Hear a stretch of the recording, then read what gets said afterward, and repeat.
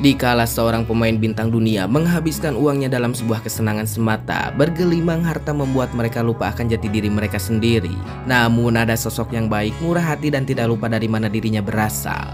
Memiliki segudang uang namun dimanfaatkan untuk kesenjangan atau kesejahteraan masyarakat. Menggelontorkan uang yang tidak sedikit dari keringat atau kerja kerasnya untuk membangun kampung halamannya agar bisa mendapatkan hidup yang lebih layak. Membangun rumah sakit, stadion sepak bola, sekolah, bahkan sebuah masjid. Memberikan uang bulanan kepada masyarakat miskin di kampung halamannya dengan sukarela. Dikenal sebagai malaikat berkulit hitam.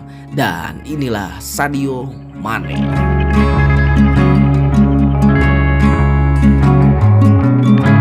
Sebuah kampung pedalaman yang jauh dari kata layak bernama Bambali, lahirlah seorang anak yang akan merubah segalanya. Hidup dalam keterbatasan ekonomi atau bisa disebut hidup dalam garis kemiskinan. Sadio Mane dilahirkan pada 10 April tahun 1992. Mane lahir di lingkungan atau keluarga muslim yang cukup taat. Meskipun demikian, Mane hidup dalam keterbatasan ekonomi. Mane tidak bisa duduk di bangku sekolah karena terkendala biaya. Tetapi tidak hanya Mane saja, banyak sekali anak di kampung tersebut tidak mendapatkan pendidikan.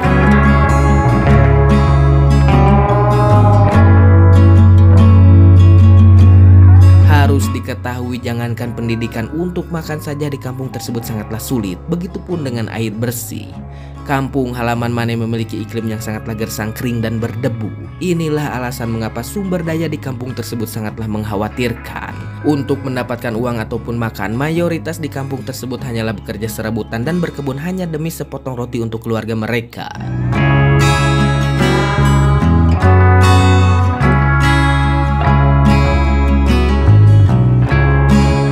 Hari-hari Mane ketika kecil dihabiskan hanya untuk bermain saja, terutama sepak bola. Namun yang harus diketahui bahwa terkadang sepak bola yang mereka gunakan bukanlah bola pada umumnya, melainkan sebuah jeruk bali besar ataupun sebuah gumpalan kain. Apa saja yang digunakan, yang penting bentuknya bulat dan bisa ditendang agar anak-anak di kampung tersebut senang dan lupa terhadap rasa lapar.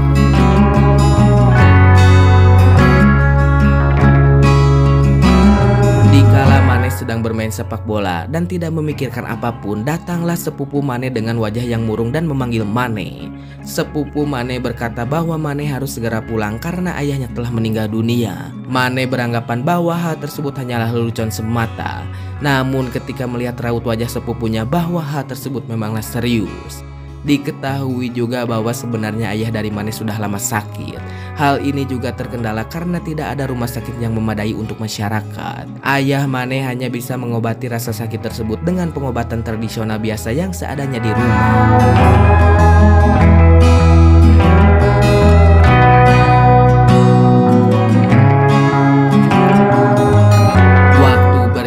Prioritas Mane sekarang adalah membantu ibunya atau keluarganya untuk mencari uang agar bisa tetap makan. Memang di masa tersebut Mane sempat disekolahkan oleh pamannya. Namun Mane sering sekali bolos dan lebih suka bermain sepak bola. Di masa tersebut sang paman hanya bisa memberikan pendidikan atau sekolah seadanya untuk Mane, dan selebihnya meminta bantuan kepada Mane untuk membantunya di kebun. Namun di sini Mane berbicara kepada sang paman bahwa dirinya sudah lelah berkebun dan ingin fokus saja bermain sepak bola. Mane berkata kepada pamannya bahwa dirinya akan menjadi pemain bola sekelas internasional. Namun sang paman di sini berkata bahwa hal tersebut adalah omong kosong Mane, bukan tanpa alasan.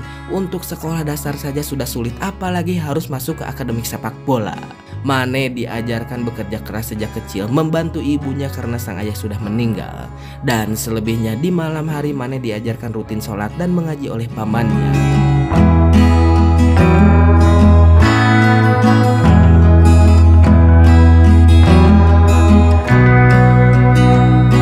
Dikala seorang paman yang mengajari Mane untuk mencari uang untuk keluarganya, Mane memiliki niat untuk pergi meninggalkan rumahnya dan pergi ke Dakar. Di sebuah malam Mane berniat untuk membuktikan diri bahwa sebenarnya dirinya mampu berkembang dalam sepak bola. Mane meminjam sejumlah uang untuk ongkos naik bus pergi ke Dakar. Tidak ada yang tahu apa yang akan dilakukan Mane di malam tersebut, kecuali sahabat Mane yang hanya bisa mendukung niat baik Mane meskipun harus meninggalkan rumah. Ibu dari Mane sangatlah khawatir karena Mane telah pergi. Namun sang paman meyakinkan bahwa Mane akan baik-baik saja.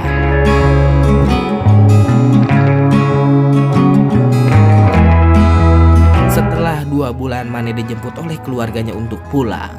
Mane kembali pulang tetapi masih menginginkan bermain sepak bola. Semangatnya menggebu-gebu di masa tersebut. Keluarga Mane sepertinya sudah sadar bahwa tidak bisa membendung niat dari Mane yang sudah bulat. Mereka sadar yang harus mereka lakukan sekarang adalah hanya mendukung keinginan dari Mane itu sendiri. Keluarga Mane meyakinkan, baiklah jika itu maumu dan kau sudah memiliki tekad yang bulat, lakukan selama berada di jalan yang benar. Dan jangan lupa beribadah kepada Allah Subhanahu wa Ta'ala. Apapun bisa terjadi dengan kehendaknya. Lakum dinukum waliyadin, manjada wajada. Semangat!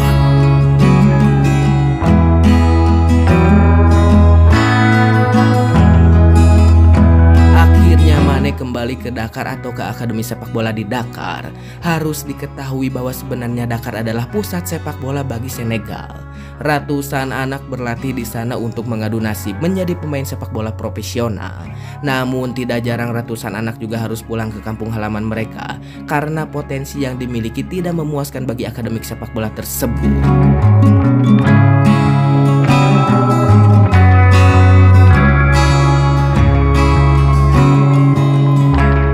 Berjalan di kala akademik sepak bola mengikuti turnamen atau Generation Foot. Pihak Generation Foot mengundang Mane untuk melakukan audisi pemain. Bukan tanpa alasan, sebenarnya Mane memiliki bakat yang cukup baik dibandingkan rekan-rekan lainnya. Akhirnya Mane menghadiri undangan audisi Generation Foot. Di kala menghadiri audisi tersebut, Mane cukup kaget karena banyak sekali yang hadir, sekitar kurang lebih 300 orang di audisi. Ketika hadir, Mane menggunakan celana pendek yang bisa dikatakan bahwa celana tersebut bukanlah celana untuk sepak bola pada umumnya. Selain itu, Mane juga hadir menggunakan sepatu butut yang sangatlah mengkhawatirkan. Sepatu tersebut sudah sangatlah lama atau tua, bahkan robek di bagian sampingnya, yang padahal Mane sudah menjahitnya menggunakan kawat. Sebegitu menyedihkannya perjuangan Mane dan sebegitu luar biasanya tekad dari Mane dengan keadaan di masa tersebut. Seseorang dari Generation Foot menanyakan perihal penampilan Mane dan memandangnya cukup keheranan. Kau sangatlah berbeda, sepatumu sudah rusak dan tua. Bahkan kau tidak memiliki celana layaknya para anak lainnya di audisi tersebut. Namun Mane di sini menjawab apa yang dirinya gunakan hari ini adalah barang terbaik miliknya. Jika kalian sadar atau bisa merasakan menggunakan hati nurani, maka kondisi Mane di hari itu sangatlah menyedihkan. Tetapi Mane menutupinya dengan rasa syukur dan semangat juang yang tinggi.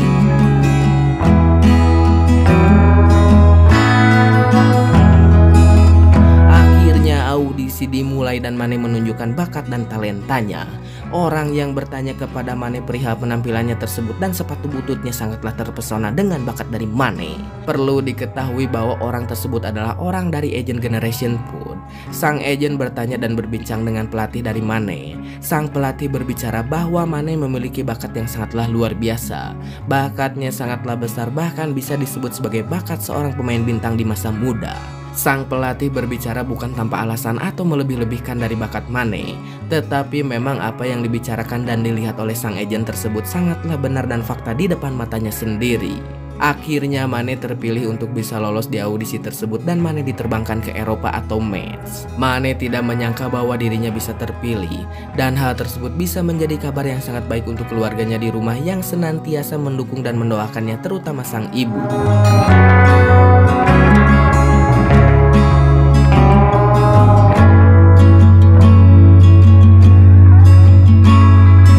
Berada di Metz, Mane harus menyesuaikan diri dengan lingkungan, bukan hanya dengan rekan-rekannya, tetapi dengan suhu cuaca di sana, karena cuaca berbanding terbalik dengan suasana di kampung halaman Mane. Sebenarnya ketika Mane berada di Metz, Mane sedang berada dalam kondisi yang sakit pangkal paha yang cukup parah. Namun Mane tidak berbicara karena hal tersebut dikhawatirkan akan membatalkan masuknya ke dalam Metz. Sang pelatih Metz berkata bahwa dirinya sudah curiga ada apa dengan Mane. Setelah 2 bulan sang pelatih bertanya dan menyadari hal tersebut bahwa Mane sangatlah menderita dengan hal tersebut. Mane tidak berbicara demikian karena takut. Namun sang pelatih tidak lama membawa Mane ke rumah sakit dan mengoperasi Mane agar bisa sembuh kembali. Hal ini dilakukan dan Mane pun setuju. Proses penyembuhan berjalan, akhirnya Mane bisa bermain kembali.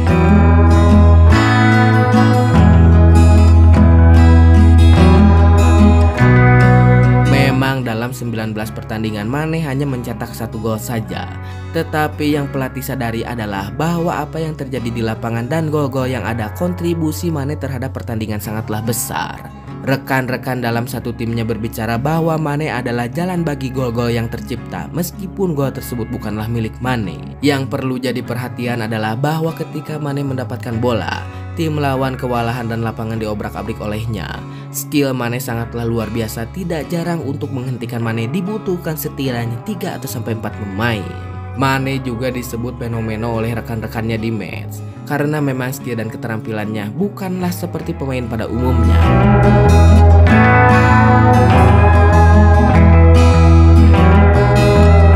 Ada sebuah hal yang cukup lucu atau menarik dari Mane.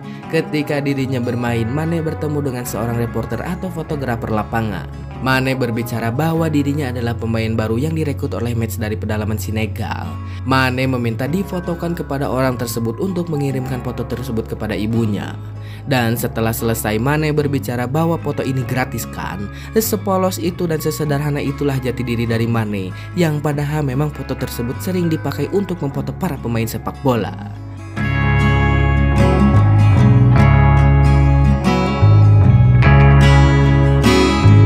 Dikala Mane bermain, ada Presiden Salzburg mengetahui bahwa ada pemain yang cukup berbakat di match. Akhirnya mereka hadir di pertandingan dan menyaksikan Mane bermain. Sang pelatih Salzburg ini terpesona dengan Mane dan berbicara kepada asistennya, "Beli pemain ini atau Mane." Akhirnya pihak Red Bull Arena dan pihak match mengadakan pertemuan untuk Mane.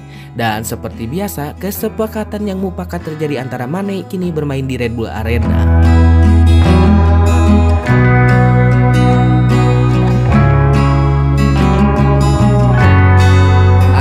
Mane hadir di Austria untuk bermain. Permainan Mane sangatlah luar biasa di klub tersebut. Skill dan performanya sangatlah meningkat drastis. Namun hal yang cukup sulit adalah ketika Mane harus beradu fisik dengan mayoritas pemain tersebut karena mayoritas pemain Austria memiliki tubuh yang jangkung badag atau besar.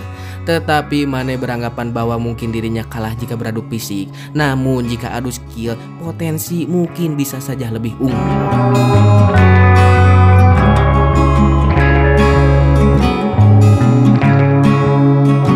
Namanya semakin terdengar ke Eropa. Salah satu klub di Liga Inggris cukup tertarik dengan Sadio Mane. Akhirnya tawar-menawar harga dan kesepakatan yang mufakat, Mane diboyong oleh Tottenham dengan harga kurang lebih 12 juta pound sterling. Namun para pakar sepak bola di Liga Inggris menilai bahwa membeli Sadio Mane dengan harga begitu besar adalah sebuah pemborosan bagi klub. Pasalnya harga Mane adalah 12 juta pound sterling. Memang sangatlah besar jika dibandingkan para pemain lainnya di masa tersebut. Dan para kritikus berbicara bahwa harga untuk Mane terlalu mahal. Tetapi di sini Mane tidak berkecil hati dan membuktikan bahwa uang yang digelontorkan tidaklah sia-sia untuk dirinya. Mane bekerja keras latihan siang malam di bawah pengawasan sang pelatih. Akhirnya Mane membuktikan bahwa dirinya layak. Mane mencetak 25 gol dalam 2 musim.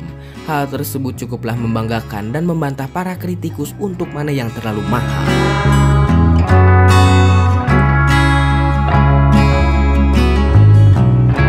Ketika Southampton berhadapan dengan Aston Villa, Mane mencetak hat-trick tercepat di Liga Inggris. Mane mencetak gol di menit 13, 14, dan 16. Hal tersebut sangatlah luar biasa dan semakin meyakinkan para pakar sepak bola bahwa dirinya sangatlah layak berada di klub tersebut dengan harga yang cukup mahal. Mane tidak akan menyia-nyiakan kesempatan tersebut dan akan memberikan apa yang terbaik untuk klubnya. Mane tidak ingin dianggap omong kosong dan memang hal tersebut terjadi dengan skill dan potensi Mane.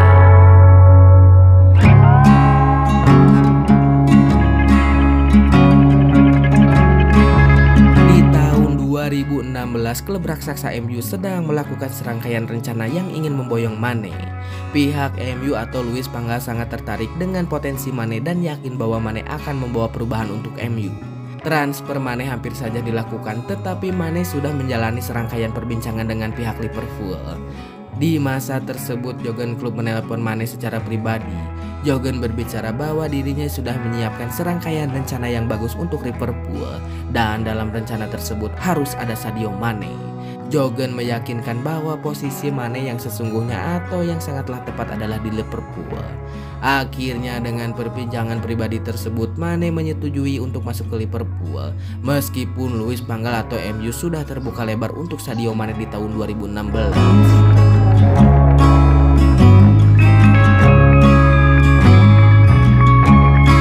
Dengan kesepakatan tersebut, Sadio Mane akhirnya resmi bergabung dengan Liverpool.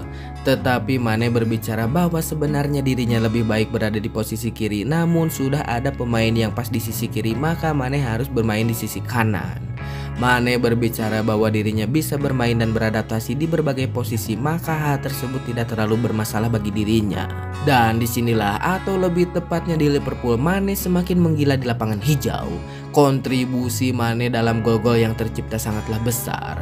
Kecepatan, skill, dan daya tahan dari Mane sebagai winger kanan sangatlah luar biasa hebat. Tendangan atau umpannya secara mendadak sering sekali dilakukan Mane ke tengah gawang. Tidak jarang Mane juga selalu mendapatkan riuh sambutan dan tepuk tangan dari seluruh stadion, tak terkecuali fans dari pihak lawan itu sendiri. Mereka menaruh respek kepada Mane karena memang skill dan keterampilannya sangatlah luar biasa.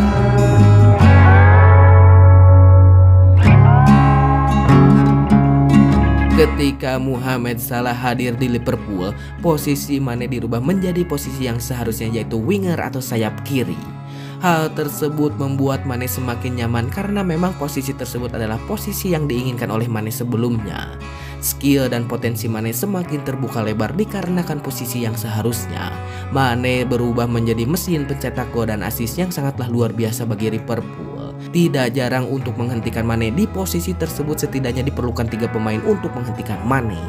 Bukan melebih-lebihkan, tetapi hal tersebut memanglah terjadi. Bahkan Mane juga membawa Liverpool memenangkan Liga Inggris yang sudah kurang lebih 30 tahun tidak juara. Riuh tawa, sukacita, air mata bercampur aduk ketika Liverpool menjadi champion. Di sini peran Mane sangatlah besar. Kontribusi dan loyalitas Mane sangatlah besar dan berpengaruh untuk sebuah kemenangan. Fans Liverpool meneriaki Mane sebagai pahlawan yang membawa klubnya menjadi juara. Luar biasa. Selama bermain di Liverpool, Mane telah mencetak sebanyak 120 gol dan 48 assist dari 259 pertandingan dalam 8 musim.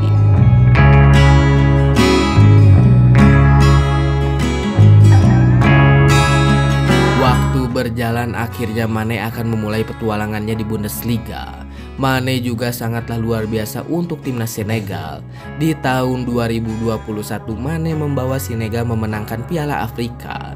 Kemenangan atau hal tersebut menjadi sebuah kebanggaan yang paling besar bagi bocah Bambali yang hidup miskin tersebut. Liga Champion pernah dimenangkannya dan berbagai macam trofi telah didapatkan. Tetapi Piala Afrika adalah piala paling besar untuk Mane karena membawa nama negaranya.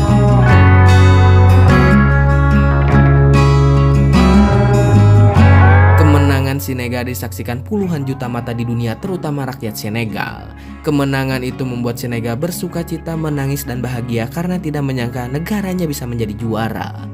Terutama dengan adanya Mane yang memecahkan kemustahilan dari bocah miskin yang tidak memiliki apapun dapat mengharumkan nama bangsanya.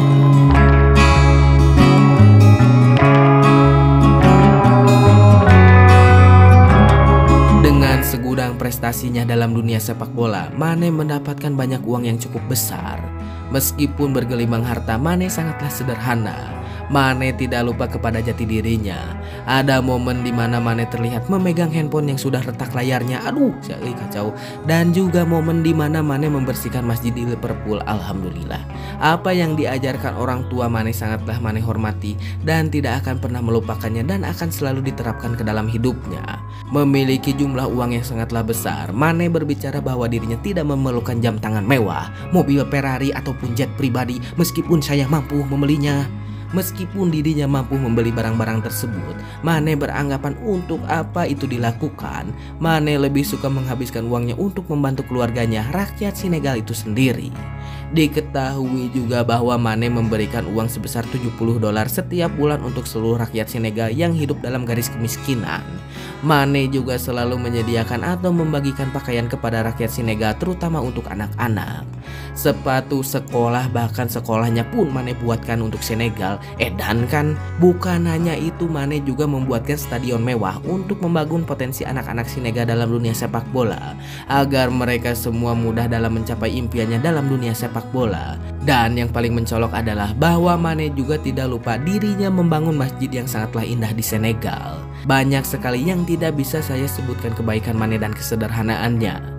Mane adalah sosok luar biasa yang tidak lupa dari mana dirinya berasal, seperti apa kehidupannya di masa lalu meskipun sudah sukses dan bergelimang harta. Mane berbicara bahwa dirinya tidak akan lupa pernah merasakan momen kelaparan dan harus bekerja di sebuah kebun hanya untuk sepotong roti saja.